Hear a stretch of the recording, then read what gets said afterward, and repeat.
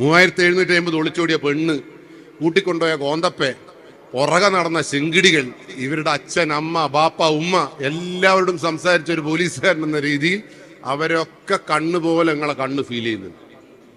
അപ്പൊ ഈ ഉമ്മ എന്നെ നോക്കിയിട്ട് ഞാനേടെ ഓടുവനാ, ഇനി എന്തിനാ എന്നെ നോക്കി ചോദിക്കുന്നതെന്നല്ല അമ്മ നിങ്ങൾ എന്നോട് ചോദിക്കുന്നത്.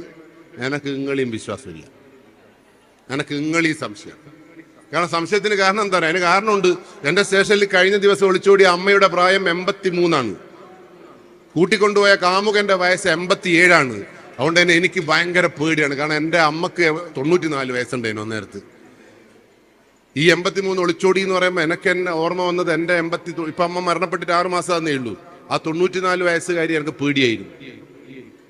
അപ്പോൾ എനിക്ക് അതുകൊണ്ട് തന്നെ പോലീസ് സ്റ്റേഷനിൽ അതുകൊണ്ട് എനിക്ക് ഏറ്റവും ആ അമ്മേന്റെ കഥ പറയാതെ മുന്നോട്ട് പോകാൻ പറ്റൂല. ആ 83നും 87നും ഈ മൂന്ന് മക്കളുണ്ടായിരുന്നു, 6 മക്കളുണ്ടായിരുന്നു.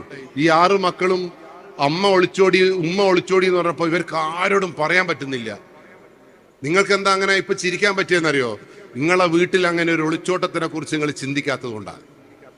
ആത്മഹത്യ എന്ന് പറയുമ്പോൾ നിങ്ങൾക്ക് എന്താണ് സങ്കടം വരാത്തതെന്നറിയോ? നിങ്ങളെ വീട്ടിൽ ആത്മഹത്യ നടക്കില്ല എന്നുള്ള ആത്മവിശ്വാസം കൂടുതലുള്ളത് കൊണ്ടാണ്. അപ്പൊ ഒളിച്ചോട്ടവും ആത്മഹത്യയും ഒക്കെ കേരളത്തിൽ സജീവമാണ് എങ്കിൽ നമ്മളെ വീട്ടിലേക്കും BKC കുടുംബത്തിലേക്കും വരുമെന്നുള്ള നല്ല ആശങ്ക നിങ്ങൾക്ക് ഉണ്ടാവണം.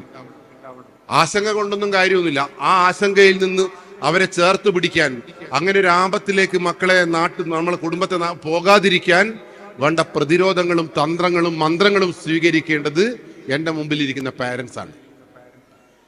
അപ്പൊ അതുകൊണ്ട് നിങ്ങൾ എന്ത് ചെയ്യണം എന്നറിയോ? നിങ്ങളെ വീട്ടിൽ ഇത് എപ്പോഴും ജാഗ്രതയോടുകൂടി നിൽക്കണം. പക്ഷെ ഈ 6 മക്കളെ കണ്ട രീതിയിൽ 6 മക്കൾക്കും സ്വന്തം അച്ഛനും അമ്മയും ഒളിച്ചോടുന്നു എന്ന് പറയാൻ പറ്റുന്നില്ല.